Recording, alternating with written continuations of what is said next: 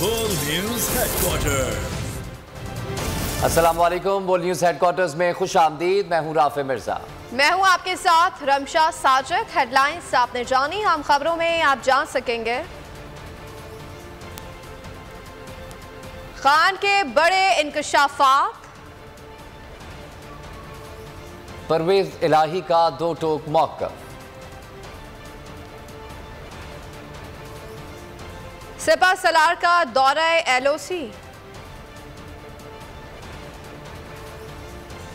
और FIR दर्ज से इनकार।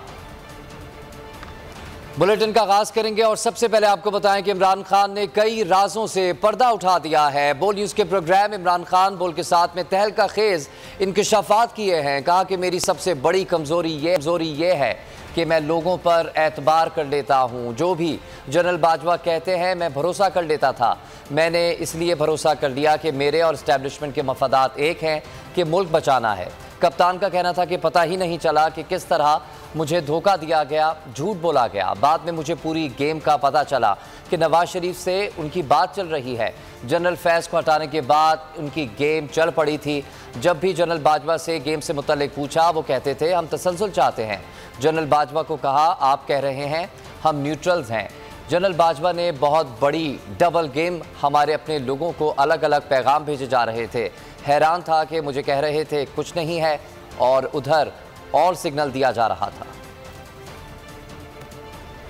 जो मेरी जनरल बाजवा से मेरे 3.5 साल गुजरे हैं, पहली दफा मैंने रियलाइज किया कि ये कितनी बड़ी मेरी कमजोरी है, क्योंकि मैं इसको ट्रस्ट कर लेता था। जो जनरल बाजवा कहता था मैं कहा हाँ हम दोनों मुल्क के लिए हैं, एस्टेब्लिशमेंट है, फौज है, हमारे इंटरेस्ट एक ही है कि मुल्क को बचाना है। मुझे ये पता ही नहीं था कि किस तरह मेरे से धोखे दिए गए, झूठ बोले गए। यानी हम आखिरी दिनों में भी जब हमें पता था कि ये साजिश चल रही है, मुझे IB की रिपोर्ट आ रही थी कि गेम चल रही है, जब हमें पता चल गया कि पूरी गेम हुई है, नवाज शरीफ से इनकी बातचीत चल रही है, इन्होंने प्लान बना लिया है, खास तौर पे जनरल फैज को जब हटाया तो उसके बाद इनकी गेम तो चल पड़ी थी। मुझे तो पता था। मैं जब जनरल बाजवा से पूछूं हो ही नहीं सकता, हम तो कंटिन्यूटी चाहते हैं, हमें तो ये। मैंने कहा मुझे ये बता दें कि हमारे सारे इत्तेहादी, हमारे जो लोग MNAs हैं, वो सबको इंडिकेशन ये दे रहे हैं कि फौज चाहती है कि आप उधर चले जाएं। तो मैंने, और वो हमें कह रहे हैं कि, और आप हमें कह रहे हैं कि नहीं हम न्यूट्रल हैं, वो हमें कह रहे हैं कि उधर चले जाएं। बाद में पता चला कि मैं अकेला नहीं था जिसको लाल बत्ती के पीछे लगाए हुए थे, और भी बड़े लगाए हुए थे, और खास तौर पर उनके अपने कॉलीग्स को भी। इमरान खान का हुक्मरानों को वाज़े पैगाम, हुकूमत से कोई मुज़ाकरात नहीं होंगे, असम्बलियाँ जल्द तहलील कर देंगे। हमने दोनों असम्बलियाँ तहलील करके इलेक्शन करवाने हैं। इमरान खान ने बोल के साथ गुफ्तगू में कहा कि परवेज इलाही ने मुझे इख्तियार दिया है कि जब चाहे असम्बली तहलील कर दे। हुकूमत को कह दिया है कि मार्च या उसके आखिर तक इलेक्शन के लिए तैयार रहें, तो रुक जाते हैं, हम मार्च से आगे नहीं जाएंगे। अगर मार्च का ना माने तो असम्बलियाँ तहलील कर देंगे। हम 66% पाकिस्तान में इलेक्शन करवाने जा रहे हैं। बजट के बाद इलेक्शन का सवाल पैदा ही नहीं होता। लेकिन कोई लंबे मुज़ाकरात नहीं, सिंपल ये है कि हम जा रहे हैं 66% पाकिस्तान में इलेक्शन करवाने के लिए। क्या आप चाहते हैं स्टिल पे आ जाए? क्योंकि जब 66% पाकिस्तान में इलेक्शन होगा और ख़ास तौर पर पंजाब में, तो मुल्क तो सारी ये फेडरल गवर्नमेंट क्या करेगी? वो तो सारे इलेक्शन पे लग जाएंगे। परवेज इलाही बिल्कुल हमारे साथ खड़े हैं और हमें उनसे बड़ी तवील डिस्कशन हो चुकी है। ये क्लियर है कि उन्होंने मुझे पूरी अथॉरिटी दे दी है, जिस दिन मैं चाहूँ असेंबली डिसॉल्व हो जाएगी। मैं सिर्फ ये कह रहा हूँ कि हम आउटसाइड हम किधर तक देखना चाहते हैं? मार्च। अगर तो मार्च के एंड तक आप तैयार हैं इलेक्शंस के लिए तो हम रुक जाते हैं, नहीं तो हमने फौरी तौर पे असेंबली डिसॉल्व करके पंजाब और KP में इलेक्शन करवा। बेहतर तो वो, हालांकि रमज़ान में भी इलेक्शन हो जाते हैं, लेकिन हम मार्च से आगे नहीं जाने लगे कि अगर इन्होंने इस पे ना माने तो हमने इस महीने इलेक्शन करवा देने हैं अपने। आपने असेंबलियां तहलील कर देनी है, हमने कर देनी है। फैसला करने में कितनी देर लगनी है, या ये हाँ करेंगे या ना करेंगे, हम उसके लिए अकॉर्डिंगली हमारा तो फैसला हो गया। खबरों में आगे देखिए, आज़ाद कश्मीर इलेक्शन में कौन आगे? मुज़ाकरात के लिए हुकूमत मेज़ के ऊपर आए या नीचे फ़र्क नहीं पड़ता। इमरान खान मकबूलियत के फैसला कुन और बुलंदी पर हैं। असेंबलियाँ 2 हफ्ते में टूट जाएंगी। आम इंतखाबात भी 3 माह में हो सकते हैं। शेख रशीद ने बड़ी पेशगोई कर दी। बोल न्यूज़ से गुफ्तगू में उनका कहना था कि 15 दिन में असेंबलियाँ टूटते हुए देख रहा हूँ। अप्रैल में इलेक्शन हो सकते हैं। हुकूमत ने अपना सियासी मुर्दा ख़राब कर दिया है। टूटते हुए देख रहा हूँ। अगर इन 15 दिनों के अंदर अंदर कोई रास्ता निकल आया 20 दिसंबर से पहले जो उन्होंने कमेटी बनाई थी पीटीआई की, उनमें से अक्सरियत राय ने रिकमेंड किया कि तोड़ दी जाए। तहरीक इंसाफ का वोट इमरान खान का वोट है जी।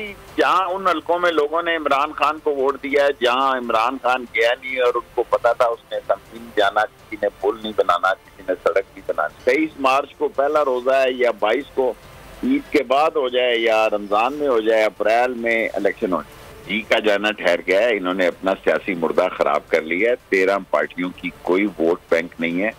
अकेला इमरान खान इस वक्त जो है वो फैसला कुन और मकबूलियत की बुलंदी पर है। और ये जितना इलेक्शन डिले करेंगे, ना तरसीलात आ रही है, ना डॉलर है, ना इकॉनमी चल रही है। जिसका साथ देते हैं उसका साथ निभाते हैं। पंजाब असम्बली तहलील करने के लिए इमरान खान के इशारे के मुंतजिर हैं। चौधरी परवेज इलाही ने एक बार फिर मुखालफीन के मुंह बंद कर दिए। दो टोक मौक़िफ़ अपना लिया। ट्वीट में लिखा कि इमरान खान के साथ खड़े हैं और खड़े रहेंगे। मोनिस इलाही के साथ पंजाब असम्बली तहलील पर स्पीकर से मुलाकात हुई है। असम्बली तहलील और आईनी सूरत हाल के टेक्निकल पहलुओं पर गौर किया गया। ये चाहती तरह इमरान खान से जान छुड़ाओ। ज़िम्नी इंतखाबात और आज़ाद कश्मीर इंतखाबात के नताइज सबके सामने हैं। अवाम ने फैसला दे दिया है कि इलेक्शन मुस्तकबिल करीब में आ रहे हैं। बाबर अफगान की बोलियों से प्रोग्राम तब्दीली में गुफ्तगू। पहले इमरान को हटाओ था, अब इमरान को निकालो हो। ये कहते हैं कि कौन माई का लाल है जो जेल में डाले या इलेक्शन से निकाले। बाहर की कुछ कुव्वतें चाहती हैं कि पाकिस्तान गैर मुस्तहकम हो। आते हैं कि किसी तरीके से इमरान खान से जान छुड़ाओ और उसके लिए कोई तरीका दूसरा नहीं है कि आप इलेक्शन करें, लोगों को मौका दें। इलेक्शन में वोट नहीं देंगे तो जान छूट जाएगी, वो तो नहीं छूटने वाली। वरना आज़ाद जम्मू कश्मीर के बारे में कुछ जायज़ भी है किसी हद तक, ज़रूरतें भी हैं, बाकी चीज़ें भी कि जी जो फेडरल गवर्नमेंट होती है वही जीते, तो जीतो ना। किसी ने धांधली का कहा है, एक सीट पर भी नहीं कहा ना। 21 हमने जीते हैं, सारे मिला के भी हमारे नज़दीक नहीं पहुंचे। अब जो दूसरा पहले था ना इमरान को हटाओ, अब इमरान को निकालो है। उसके लिए 3 ज़्यादा से ज़्यादा ये कर सकते थे।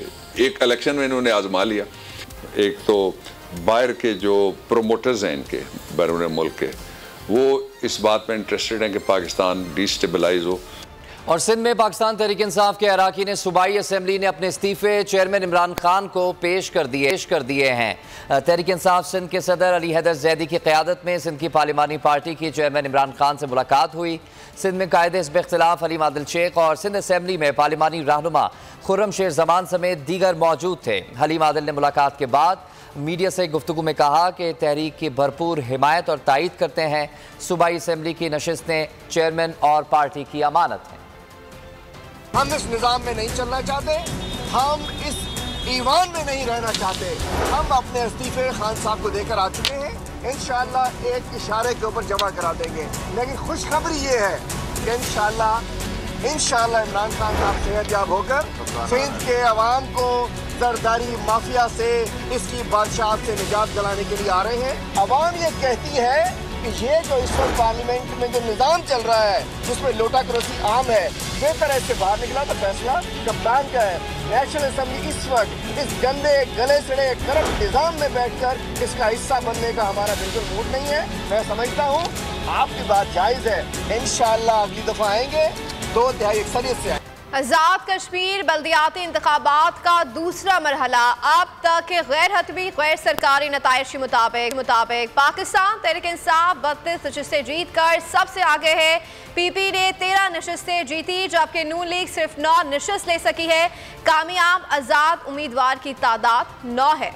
आज़ाद कश्मीर बल्दियाती इंतखाबात का दूसरा मरहला पाकिस्तान तहरीक इंसाफ 32 नशिस्तें जीत कर सबसे आगे। जिला बाग से PTI के सदाकत अली, सैयद अशफाक हुसैन शाह, अब्दुल कादिर खान, शुजा महमूद चख्ताई, मोहम्मद सुधीर खान, सयाद अहमद खान, अब्दुल कयूम बेग, सैयद आकिब इरशाद, सैयद कामरान अली गर्देसी। जबकि पूंछ के मुमताज दुर्रानी, तरालखल से जफर महमूद मुगल, गुलफराज अख्तर, अबरार हफीज समेत दीगर 32 उम्मीदवार कामयाब हुए हैं जिनका ताल्लुक दीगर अजला और स्टेशन से है। PP की 13 नशिस्तें, नून लीग सिर्फ 9 नशिस्त तक महदूद रही जबकि 9 आज़ाद उम्मीदवार कामयाब हुए हैं। आज़ाद कश्मीर की अपोजिशन जमातों ने मुख्तलिफ पोलिंग स्टेशन पर धांधली शुरू कर दी है। Tehreek Insaf union council tie के उम्मीदवार हाफिज राशिद ने इल्ज़ाम लगाया है कि हम इलेक्शन जीत चुके थे कि मुखालिफ ग्रुप ने मुताबिक पोलिंग स्टेशन पर वोटों को आग लगा दी। आग लगाने वालों के खिलाफ कानूनी कार्रवाई की जाएगी। पहुंच के इलाके में भी तहरीक इंसाफ के मुकामी रहनुमाओं ने धांधली की शिकायत की है।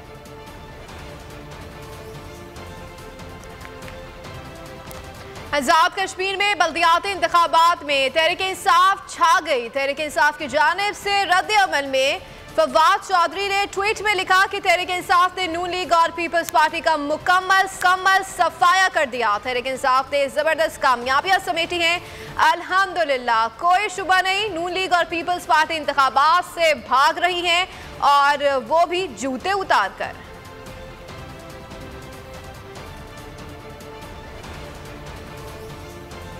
पाकिस्तान की मुसल्लह अफवाज अपने वतन के एक एक इंच की दिफा करेगी। पाकिस्तानी सिपहसालार का अगले मोर्चों पर जाकर दो टोक ऐलान। आर्मी चीफ ने कहा कि आज़ाद कश्मीर और गिलगित बल्तिस्तान पर भारतीय क़यादत की जानिब से इंतहाई गैर जिम्मेदाराना बयानात आए हैं। मैं वाज़ेह कर दूँ कि पाकिस्तान की मुसल्लह अफवाज अपने वतन के एक एक इंच का दिफा करेगी। जनरल आसिम मुनीर ने लाइन ऑफ कंट्रोल पर फ्रंट लाइन दस्तों का दौरा किया। आर्मी चीफ ने मुश्किल हालात में अपने फ़राइज़ की अंजामदही के दौरान उनके बुलंद हौसले, पेशावराना काबिलियत और जंगी तैयारियों को सराहा। अगर आपको हमारी ये वीडियो पसंद आई है तो लाइक पर क्लिक कीजिए।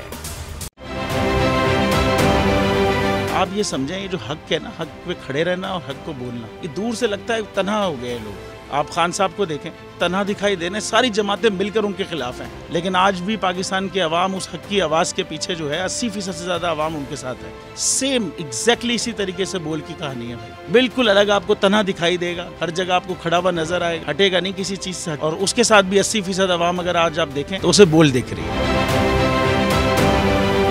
जाली केस है ना, ये हम पे उस वक्त बनाए गए थे जब हुकूमत यही थी, इन्हीं लोगों की हुकूमत थी ना। और ये जाली केस, इनको मैं नहीं कह रहा इस केस को जाली केस, इनको पाकिस्तान में क्या पूरी दुनिया में एक ऐसा शिकायत कुंदा नहीं मिला, एक ऐसा कंप्लेनेंट नहीं मिला जिसने ये कहा हो कि हमारे साथ फ्रॉड हुआ है। तो ये खुद ही बन गए कंप्लेनेंट और ये खुद ही इन्होंने खुद ही इन्वेस्टिगेशन की, उसकी खुद ही तफ्तीश भी की, यानी कि कंप्लेनेंट भी है, इन्वेस्टिगेशन ऑफिसर भी है। और इन द एंड इन्होंने फिर उसके बावजूद ये कोर्ट में जमा कराया कि जी ये केस जाली केस था और इसमें किसी किस्म जो कुछ एग्जैक्ट कर रहा था सब लीगल। ये मेरी बात नहीं है, ये इनके इन्वेस्टिगेशन ऑफिसर की बात। सबसे ज्यादा व्यूज और सबसे ज्यादा रेटिंग के साथ बोल आज भी रहा नंबर 1 पर।